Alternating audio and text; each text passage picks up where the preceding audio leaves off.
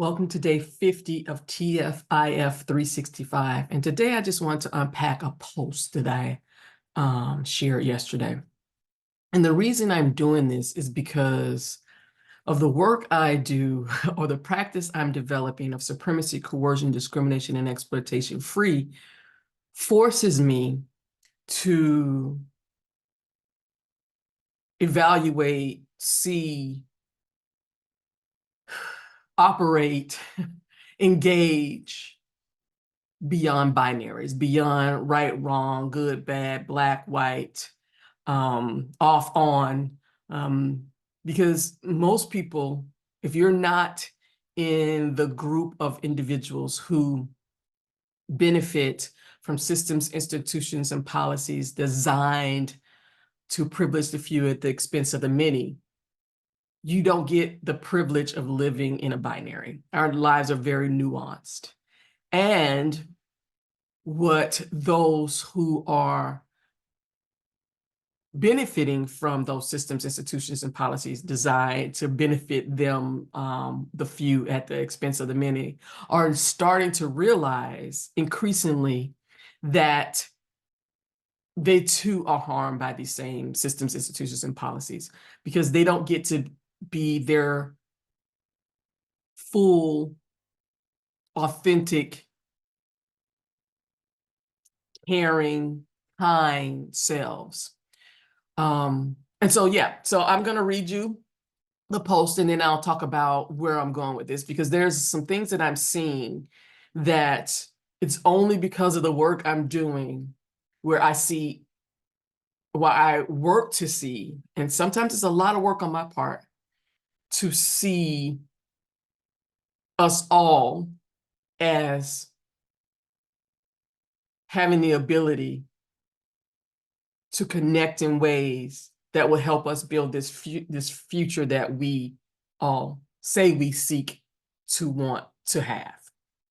So the post was, what good white folks don't get is that Black folks just want you to acknowledge racism, your own and whiteness as a construct, when it's right in your face, and to commit to eliminating it.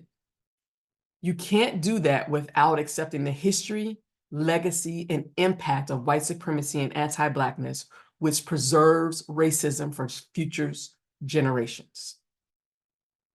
Acknowledging this isn't about blaming you for the past. This is not about blaming you for the past. This is not about blaming you for the past. It's about getting you to stop inflicting harm today and tomorrow. And that's what folks don't understand. When taking books out of schools, outlawing classes that educate on true history, what actually fucking happened. These are data points on what fucking happened, not your interpretation of it, not how you feel about it. It is about talking to you or sharing with you the actual fucking history. Because without you being able to acknowledge that you, good white folks, exist on a foundation that was designed to harm people like me, to not see my humanity, makes it even harder for me to work to see yours. And I just want you to sit with that. Because white folks thinks that it's easy to be in community with you. And it's not. It's not. I'm going to speak for me. It's not. It takes an extra step. It takes extra effort on my part to not see you as my enemy. People used to say all the time, oh, Kim, you just hate white people. That is not the truth. I hate what white people do to everybody else in service to white supremacy and anti-Blackness, whether it's conscious or unconscious. Because once you know, you cannot unknow. And so now you're making the decision. Now you're deciding to be complicit in the harming of non-white folks based on a construct that was designed to legitimize and legalize harming folks that look like me. So if Black folks can do the work of extending and opening our heart to the descendants of those who chose to actively and violently violate us, then you can do the bare minimum of learning fucking history so that we don't repeat it, so that we don't take this shit into the future. Supremacy-free, coercion-free, discrimination-free, and exploitation-free is all about the collective.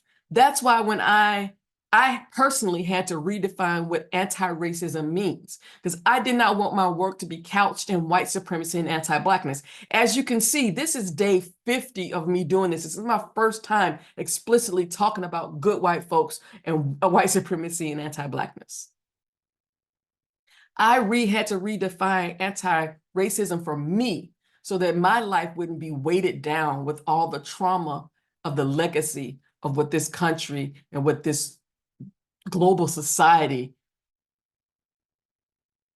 having adopted anti-Blackness, means for my life and those who I love and care about.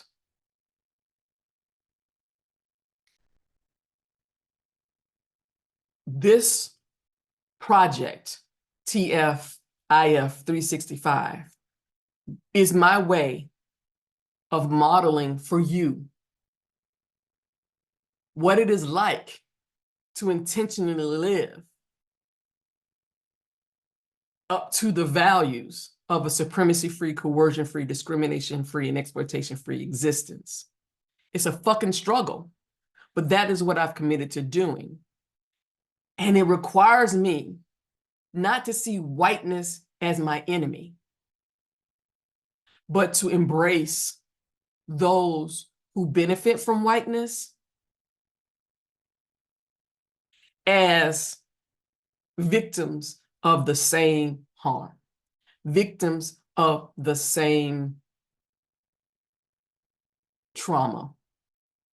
It doesn't impact you in the same way, so don't go there. It's not the same. You don't have the same impact, but you are still impacted. And I honor that. I understand it. You have been lied to. That's one of the reasons there's so much outward expressions of depression and sadness that is hanging around, because so many good white folks did not recognize that they were living lies until the pandemic. And that's only been 5 years. And there's a whole process that you have to grieve. There's a whole cycle that you have to go through when you recognize that your whole life you've been lied to. Everything about where you are, how you got there, where your family is, and how they got what they got has been a lie. And without the skills of processing that, it leads you to never wanting to get out of the fucking bed again. But that doesn't change anything. If we opt out and not get out of the bed, nothing changes. The harm still happens. We become complicit.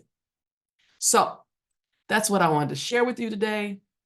Yeah, until tomorrow. Peace.